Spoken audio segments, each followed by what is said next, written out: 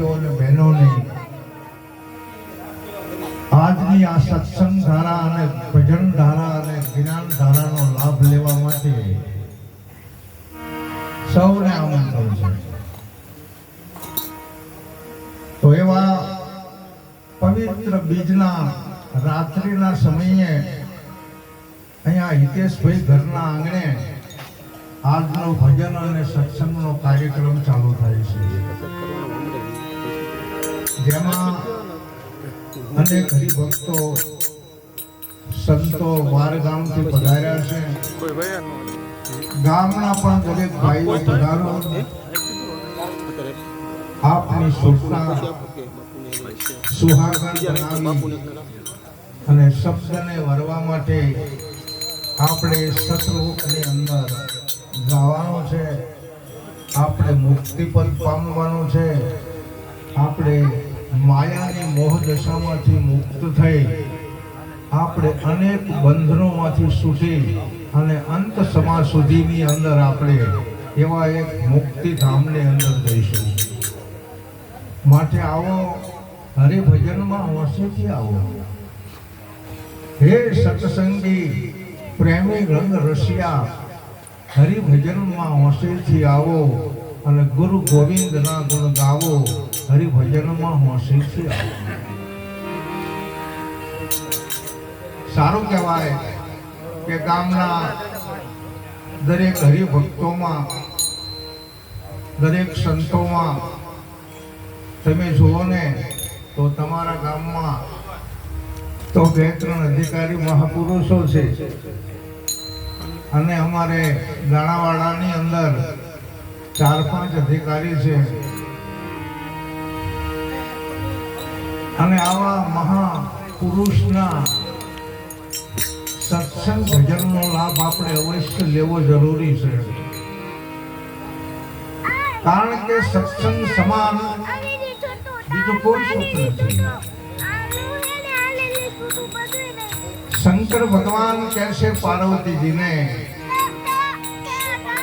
કે માં કહું મેં અનુભવ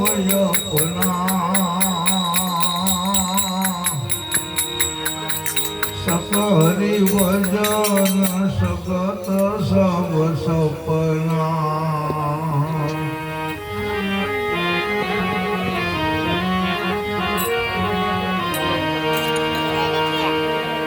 એવમાં કહું મેં અનુભવ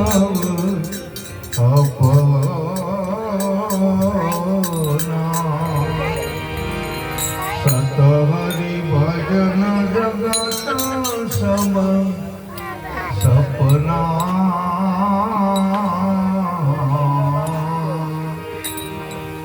હે પાર્વતી, મારો એવો અનુભવ છે કે હરિભજન સત્ય છે, પરંતુ ભજન ગાવા કરતા સાંભળવું સારું છે. અને ભજન સાંભળવા કરતા ભજન કરવું એ તો ભવસાગર તરવા માટેના આપણી પાસે આવેલા શબ્દરૂપી બ્રહ્મ ભગવાન છે.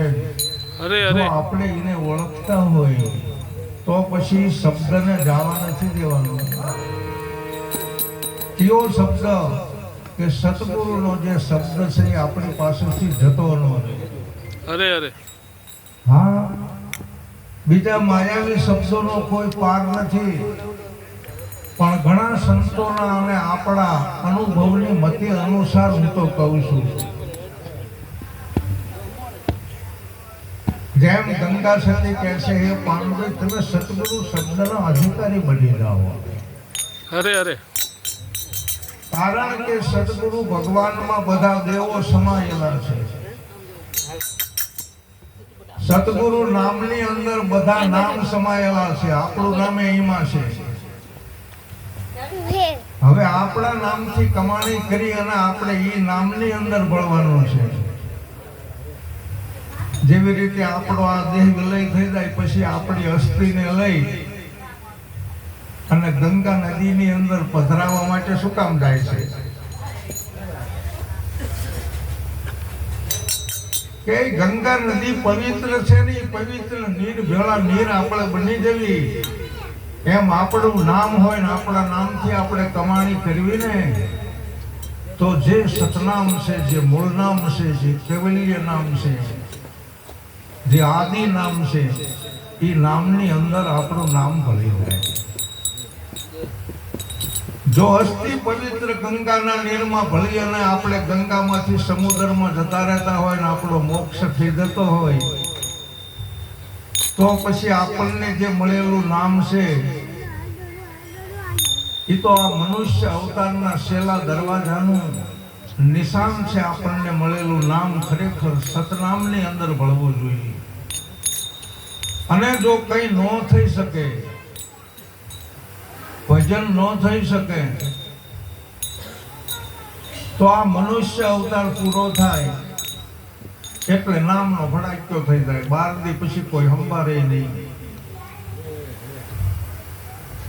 અને પછી આમાં આવેલા જે મન, બુદ્ધિ અને ચિત્ત, અહંકાર, આ બધા 184 ની અંદર ગમે તે કોઈ ફળિયાની અંદર જતા રહે અને બિચારાને બહુ દુઃખ ભોગવવું પડે. તો આપણે આપણામાં આવેલા અંતકરણોનો ઉદ્ધાર કરવા માટે, એનો મોક્ષ કરવા માટે આપણું જ મન છે, આપણું જ ચિત્ત છે, આપણી જ બુદ્ધિ છે. આમનો મોક્ષ કરવા માટે અત્યારે આપણને મળેલી જાગૃત અવસ્થા છે. ઊંઘમાં ને ઊંઘમાં રહીને આ મન ભટકતું થાય અને રોજડામાં, હણિયામાં, કૂતરામાં, મેંદડીમાં, ઉંદરમાં આમાં બધે જવું પડે. બહુ દુઃખ છે. મનુષ્યનો જીવાત્મા જ્ઞાનથી મુક્ત પદને પામી શકે છે. અને જ્ઞાન એવા કોઈ મહાન સમર્થ બ્રહ્મનિષ્ઠ શ્રોત્રિય અને બ્રહ્મ સ્વરૂપ સદગુરુ મળતા એને જ્ઞાન મળે છે. અને જ્ઞાન મળ્યા પછી બંધનમાંથી છૂટી જાય છે અને અંતે પણ એ મોક્ષ પદને પામે છે. આજે ઉત્તમ ચૈત્ર સુદ બીજ બહુ સરસ મજાનો પવિત્ર દિવસ છે. અને પવિત્ર સભા મંડપની અંદર જતી અને સતી બધા પધાર્યા છે. અને પવિત્ર એવા ઘરના જે બધા કુટુંબીજનો છે, હિતેશના બાપુજી છે, એમના બા છે, એમના ભાઈઓ છે, એમનું કુટુંબ છે. ધન્યવાદ છે કે કુટુંબની અંદર આવો એક નાની ઉંમરનો વ્યક્તિ ભજન અને સત્સંગની અંદર મશગુલ બની અને સંતોને તેડાવી સત્સંગ સભા અને ભજન રાખે. અને અમારે તો સત્સંગ સભાની અંદર આ સત્સંગ અગમ અપાર છે. કોઈ એવા પણ શબ્દો આવે કે 8 મહિનો બરોબર જામ્યો હોય અને વનખંડીની અંદર જ્યારે ચંદનનો છોડ ઉત્પન્ન થયો એટલે બધી વનખંડી હસવા લાગી. સંત નીકળ્યા છે વનખંડીમાં અને સંતને જોઈને બધા દાંત કાઢે છે, હસે છે, એકદમ આનંદ કિલોલમાં છે. એટલે સંત કે તમે આજ કેમ આનંદ કિલોલમાં છો?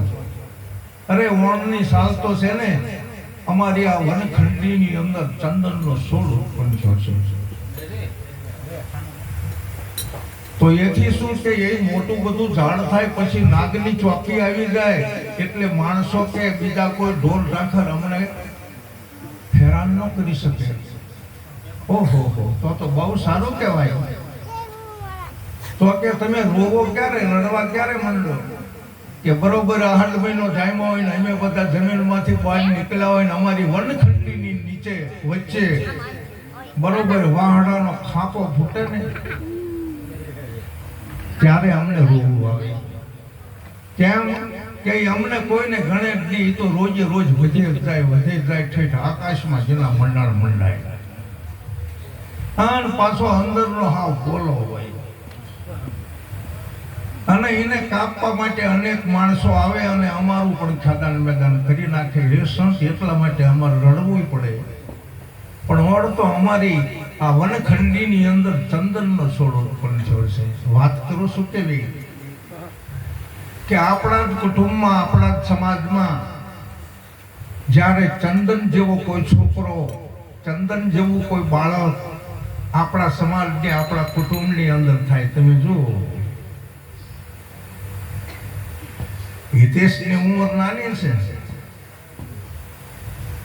પણ આમ જુઓ, પ્રભુ શબ્દ સિવાય એનામાં બીજું છે નહીં. બોલો પ્રભુ, બોલો, શું કામ છે? અરે ધન્યવાદ છે. નાની ઉંમરની અંદર આવા ચંદનના છોડ જેવા કોઈ પ્રગટ થાય ને એમને અમારે પણ નમસ્કાર કરવા પડે છે વાલા. તો સત્સંગના શબ્દોની અંદર બધાને સમજવાનું આવે છે. કોઈ નાની ઉંમરના બહેનો હોય અને દીકરાને જન્મ આપવાનો છે, પણ જો સત્સંગીના હૃદયની અંદર હશે તો એના ઘરે ભગવાન જન્મ લેશે. અરે અરે, ચંદન તો શું, પણ ભગવાનનો જન્મ થાય. પણ કોના કુખની અંદર કે જે મહાસતી હોય. મહાસતીના ગુણો ઘણા છે, પુરુષના ગુણો પણ ઘણા છે. આપણે એ ગુણો મેળવવાના છે એટલે ભગવાન આપણા ઘરે આવેલા જ હોય. કેવા ગુણો મેળવવાના છે કે આપણામાં વાણી શુદ્ધ હોય, વર્તન શુદ્ધ હોય, વિચાર શુદ્ધ હોય, આપણે વચનના વિવેકી હોય, આપણને સત્યનો વૈરાગ લાગે, આપણને વિશ્વાસ સત્ય ઉપર હોય, આપણામાં ધીરજ હોય, ધારણા હોય, ધ્યેય હોય, આપણામાં સંતોષ હોય, આપણા ઘરની અંદર જ્ઞાન હોય, આપણા ઘરની અંદર હંપ હોય. આવા 15 ગુણો જે કોઈ પ્રાપ્ત કરે છે એના ઘરે ભગવાનને આયા વિના છૂટકો નથી. કારણ કે ગુણપતિ ગુણ આગે રહો, દોય કર જોડી દાસ. સવારામજીએ કીધું છે, ગુણપતિ ગુણ આગે રહો. આપણામાં ગુણ હશે ને તો ગુણપતિ પોતાની રીતિ સીધી પત્ની સતબુદ્ધિ અને લાભ સુખને લઈને આપણા ઘરે આવશે. અરે અરે, પણ જો આપણામાં અવગુણ હશે તો એકેય ભગવાન નહીં આવે. અરે અરે, માટે સદગુરુ મહારાજ જે કોઈ ઉપદેશ આપે છે, બહુ સરસ મજાની વાત છે ઉપદેશની. જેને અમે જુક્તિ કહીએ છીએ, ગુરુગાદી કહીએ છીએ, સતબોધ કહીએ છીએ.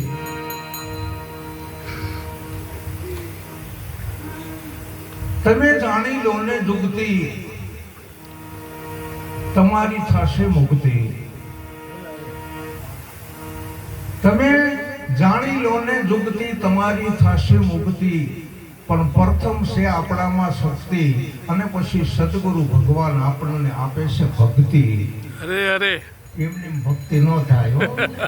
અરે સદગુરુ મળ્યા હોય ને પછી આપણે ભક્તિ પ્રદાન કરી શકે. તારું નામ ભક્તિ કહેવાય. અરે અરે, એટલે કે ભક્તિના બાને તો એમ માનો ને આપણે દેશ દેશાવર ફરીએ ને તોય ભગવાન આપણને મળતા નથી. અરે ભગવાન તો ઘરે છે જ તે. બરાબર.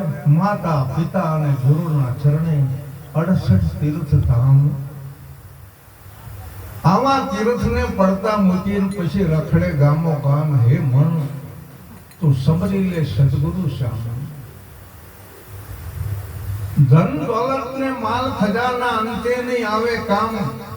હે મન તું સમજી લે સદગુરુ શ્યામ. માતા પિતા અને ગુરુના ચરણે 68 તીર્થ ધામ. આ તીર્થ ને મૂકી દે પડતા ને પછી ગામો ગામ રખડે તો મેળ પડે. એટલે આપણા ઘરને તીર્થ બનાવવું છે. આપણે તો જે જુક્તિમાં ગયા છે, જેની પાસે જ્ઞાન છે, એનું ઘર તીર્થ બની જાય. આ તો એક નાનું એવું આપણું ભજનનું અને સત્સંગનું આ ગોઠવણી કરેલી છે. નહીતર તો આપણે અત્યારે એવી સગવડતા થઈ ગઈ છે, ગમે એટલા સંતો અને ભજનીકો આવી શકતા હોય છે, પણ ઘણા બધા પૈસા ખર્ચતા આપણને આ સત્સંગ સભા કરવી હોય ને તો વાર લાગે. અને એક જ સબળના આધારે બધા આવતા હોય. હજુ તો ઘણા બધા પાછળથી આવશે.